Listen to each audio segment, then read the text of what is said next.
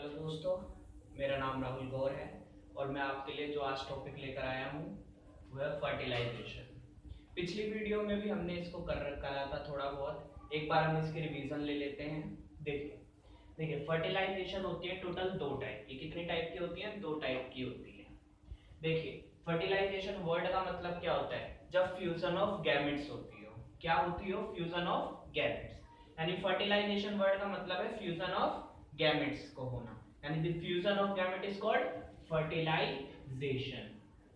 Fertilisation. देखिए fusion of gametes.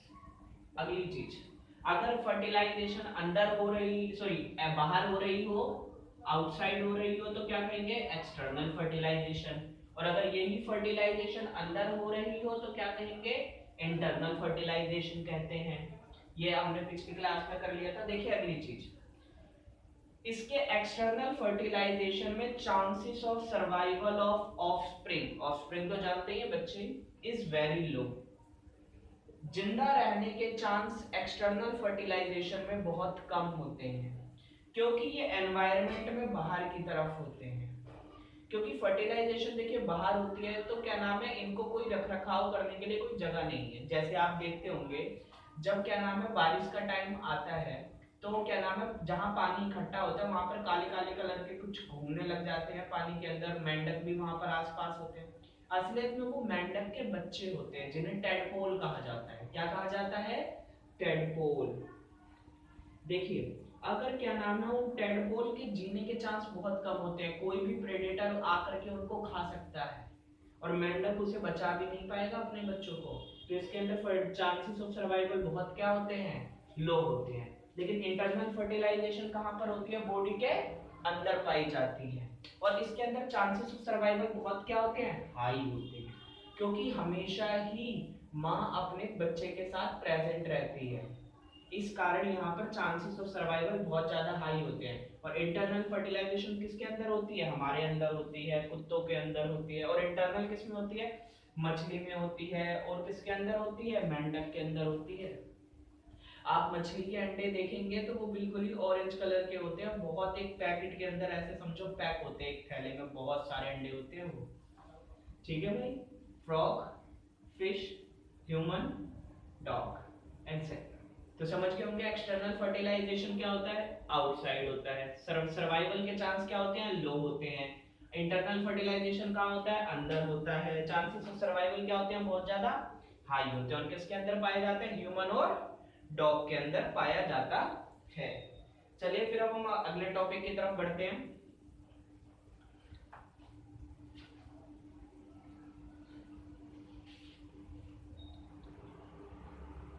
सबसे पहले हम शुरू करते हैं। देखिए हमने फर्टिलाइजेशन इवेंट पढ़ लिया था जिसमें गैमेटोजेनेसिस सॉरी फर्टिलाइजेशन को तीन भाग में डिवाइड करा था। Pre fertilisation, fertilisation, post fertilisation. Pre fertilisation वो इवेंट होते थे जो फर्टिलाइजेशन से पहले होते थे, यानी गैमेटोजेनेसिस और गैमेट ट्रांसफर। फर्टिलाइजेशन भी हो गया। अच्छा फर्टिलाइजेशन का दूसरा नाम क्या था? सिंगैमी, याद होना चाहिए आपको। और पोस्ट फर्टिलाइजेशन क्या होती? वो इवेंट जो फर्टिलाइजेशन के बाद होते हैं, तो उन्हीं को ही क्या कहा जाता है? पोस्ट फर्टिलाइजेशन इवेंट कहा जाता है। अब बताइए इसके अंदर होता क्या क्या है? इसके अंदर आता था जाइगोट डेवलपमेंट और एम्ब्रियोजेनेसिस। ठीक है भाई, तो हेडिंग डाल दें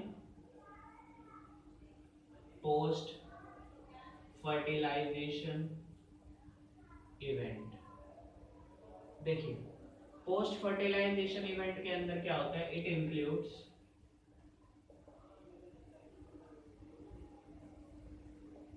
embryo development,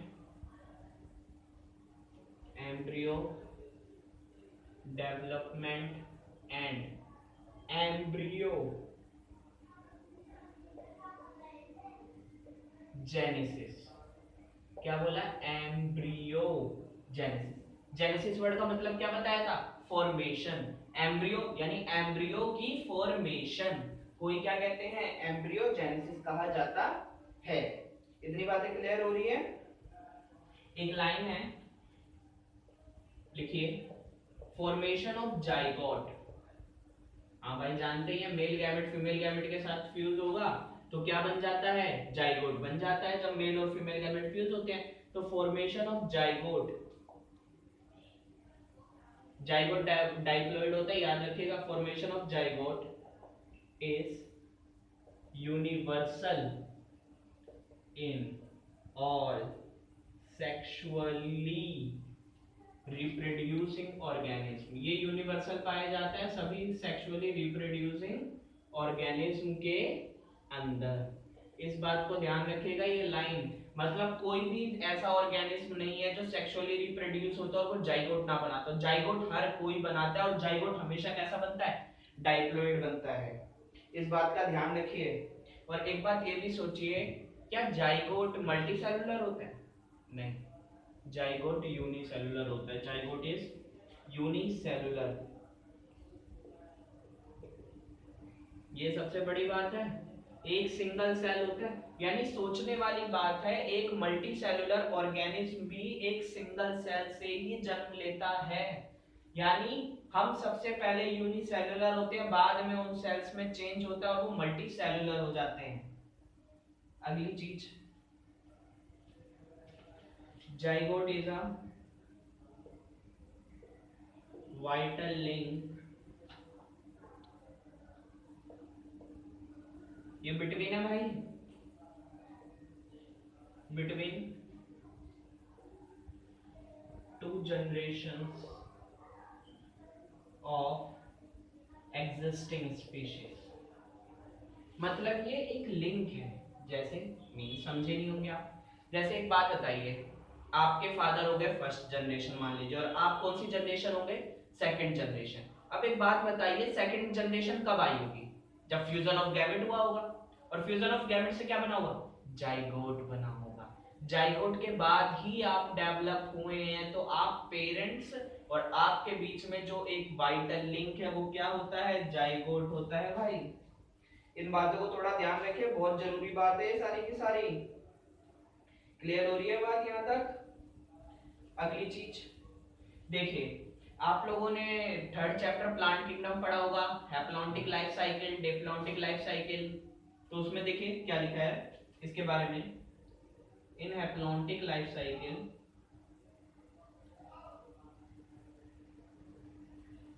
in haplontic life cycle meiosis occur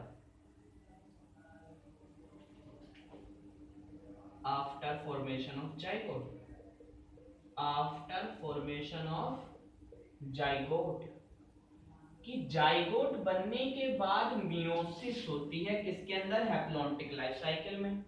after formation of zygote क्यों होती है, ताकि स्पोर बन सके, टू प्रोड्यूस स्पोर। क्या बन सके भाई, स्पोर बन सके।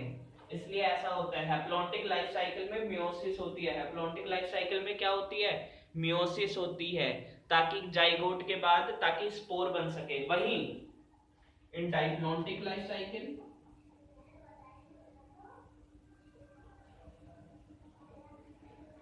इन diplontic life cycle mitosis occur, mitosis occur after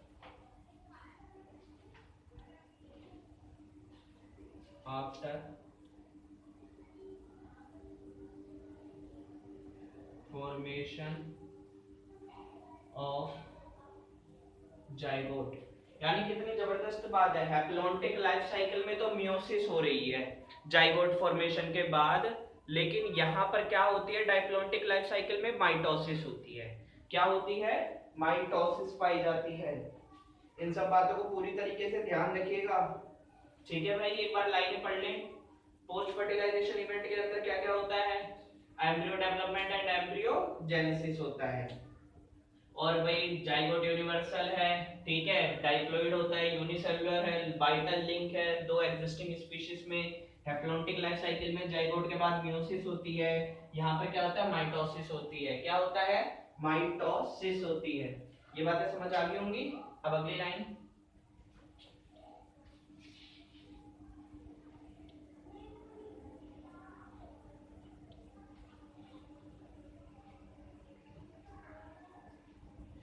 और आप सभी कृपा कर आप सभी एक बात का ध्यान रखें, जो भी आपको पढ़ाया जा रहा है ये सारा का सारा याद भी करते रहें, क्योंकि बाद में आप में से किसी को भी कोई टाइम नहीं मिलने वाला है। आप समझिए कि मई का भी मुश्किल ही लग रहा है सबको कि मई में भी चालू हो पाएगा। ठीक है, तो प्लीज अभी से पढ़ना शुरू कर दीजिए। और जो भी आपके दोस्त हैं जो अभी नहीं पढ़ रहे हैं, या तो जिनको अभी पता ही नहीं है कि पढ़ना शुरू भी कर देना चाहिए, उन सभी को ये वीडियोस भेजते रहिए ताकि वो भी अपनी पढ़ाई को शुरू कर दें। क्लियर हो रही है? या तो वो बच्चे जो ट्यूशन नहीं भी पढ़ते हैं उन्हें भी भेज दीजिए ताकि वो भी अपना पढ़ना वढ़ना थोड़ा शुरू कर दें। उनके पास अभी बुकें भी नहीं है पढ़ने के लिए, किसी ने कोई बुक ही नहीं खरीदी है, तो प्लीज हर किसी को ये वीडियोस भेज दीजिए ताकि वो अपनी पढ़ाई शुरू कर सके, क्योंकि किसी के पास ना ही अभी बुक है, और जो ट्यूशन भी लगवा सकते हैं वो भी क्या नाम है अभी पढ़ नहीं रहे हैं। ठीक है, और जो नहीं पढ़ते हैं उनके पास बुक नहीं है तो वो भी पढ़ाई नहीं शुरू कर सकते हैं। तो कृपया करके सारी वीडियोस उन्हें भेज दीजिए ताकि वो भी अपना थोड़ा बहुत तो पढ़ना शुरू कर ही दें। ठीक है, तो अगली चलिए अब टॉपिक पर आते हैं। अब हम पढ़ जानते हैं एम्ब्रियोजेनेसिस क्या है। एम्ब्रियोजेनेसिस देखिए, वैसे तो पता ही चल गया होगा, embryogenesis is a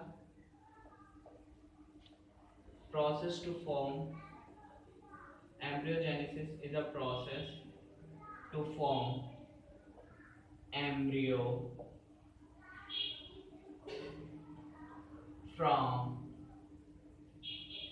zygote। Embryogenesis वो प्रोसेस है जिसमें हम क्या बनाते हैं, एम्ब्रियो बनाते हैं। किससे बनाते हैं, क्या नाम है, उस जाइगोट से बनाते हैं।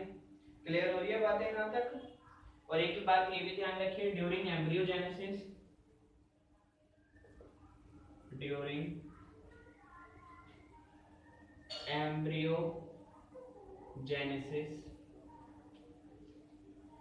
Cell differentiation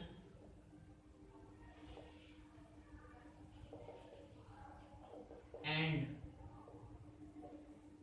mitosis takes. देखिए, अभी तक मैंने आपको केवल यही बताया था कि मियोसिस होती है हैप्लॉन्टिक में, माइटोसिस होती है डिप्लॉन्टिक में, लेकिन यहाँ पर ये एक वर्ड आ रहा है सेल डिफरेंशिएशन। देखिए, इस वर्ड का मतलब क्या होता है, सेल डिफरेंशिएशन। आपने 15वां चैप्टर पढ़ा होगा 11th क्लास में। डिफरेंशिएशन वर्ड का मतलब क्या होता था, मैच्योर हो जाना। क्या हो जाना, मैच्योर हो जाना, यानी साथ ही साथ सेल मैच्योर भी होता रहता है और माइटोसिस भी होती रहती है। क्लियर हो रही है बात यहां तक? अब देखिए,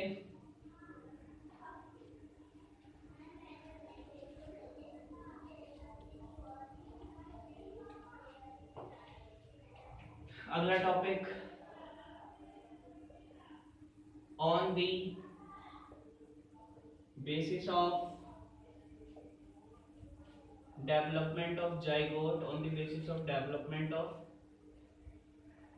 on the basis of development of zygote, animals are of two type। क्या बोला भाई, animals are of two type, animals are of two type।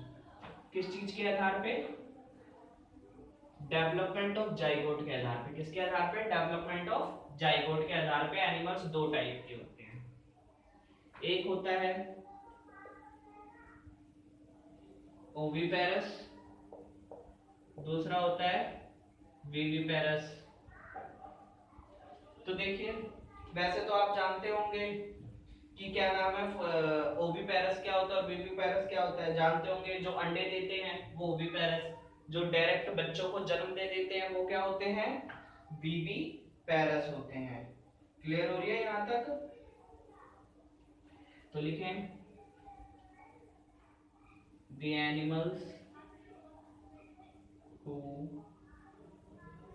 lay मतलब अंडे देते हैं, who lay fertilized egg,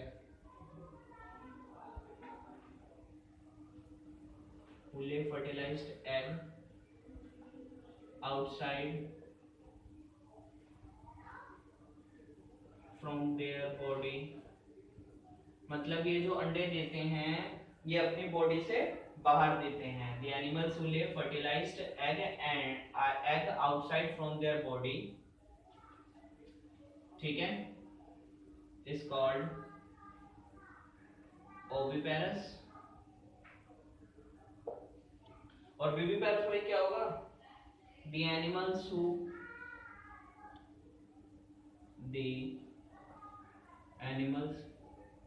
who directly give birth to young ones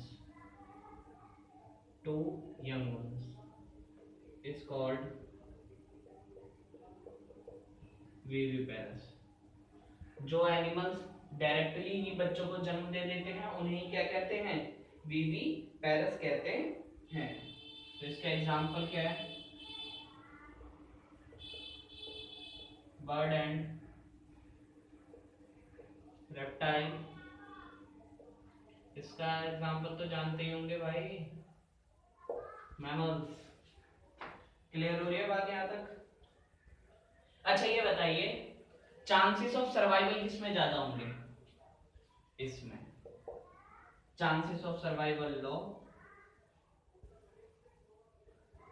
chances of survival is low, chances of survival high.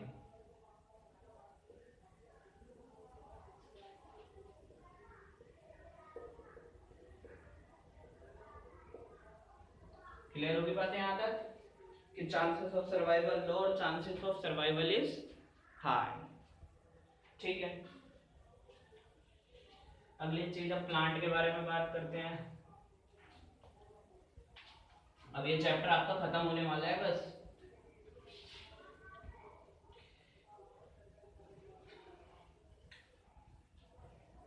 तो देखिए ये note में line लिख लीजिएगा, इन फ्लावरिंग प्लांट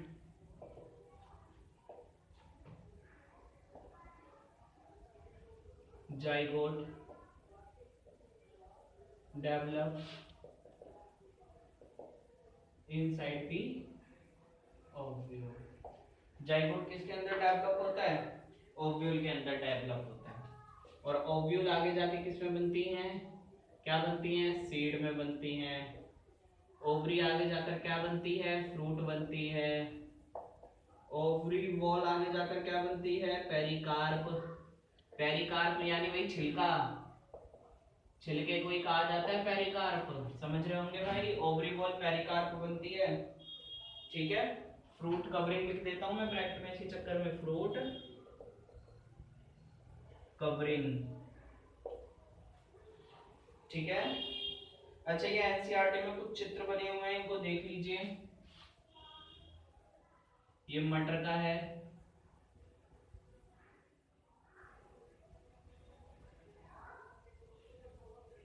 तो ये क्या है, सीड। ये क्या है, पेरी कार्प कहा जाता है इसको। और ऐसे ही और भी चित्र हैं, आप खुद ही देख लीजिएगा भाई इसमें से।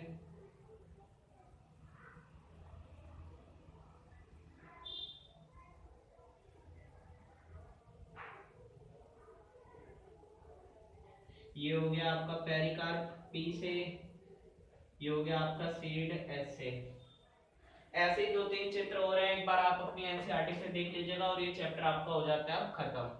ठीक है, और कृपया करके बच्चों को भेजिए ताकि वो अपनी पढ़ाई शुरू कर सकें। जिनके पास बुक भी नहीं है उन्हें भी भेज दीजिए, या जो ट्यूशन पढ़ना चाहते हैं, नहीं पढ़ना चाहते, सबको भेज दीजिए ताकि वो पढ़ाई शुरू कर सकें। ओके, ठीक है, चैप्टर खत्म।